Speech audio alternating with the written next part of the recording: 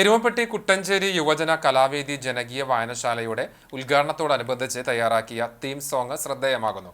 കുട്ടഞ്ചേരി ഗ്രാമത്തിന്റെ സമഗ്രമായ കാഴ്ചകളാണ് ഉൾപ്പെടുത്തിയിരിക്കുന്നത്.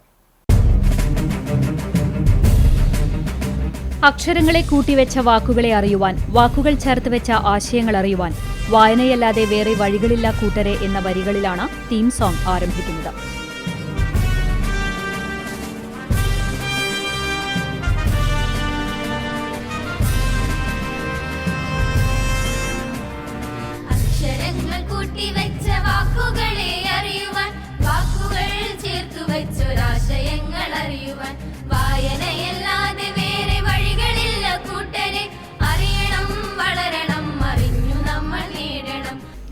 വായനയുടെ പ്രാധാന്യം വിളിച്ചോതുന്ന ഗാനം രചിച്ചത് വായനശാല സെക്രട്ടറിയായ വിമലേഷ് കുമാറാണ്.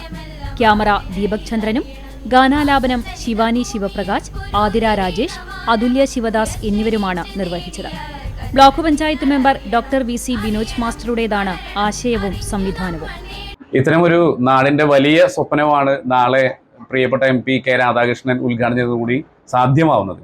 ഈ സംരംഭത്തിന് വേണ്ടി നമുക്ക് ഇങ്ങനെ ഒരു മനോഹരമായ ഗാനം രചിച്ചത് പ്രിയപ്പെട്ട ശ്രീ വിമലേഷ് കുമാർ കുട്ടഞ്ചേരിയാണ്.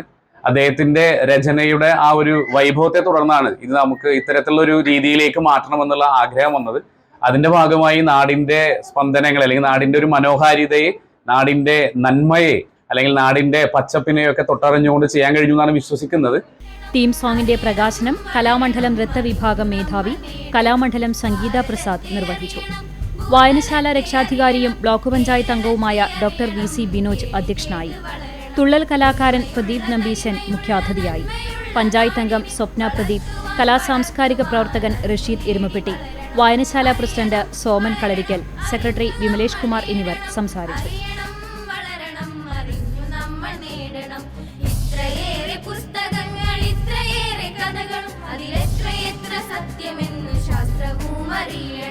വഴികൾ വെട്ടി പൂർവ്വ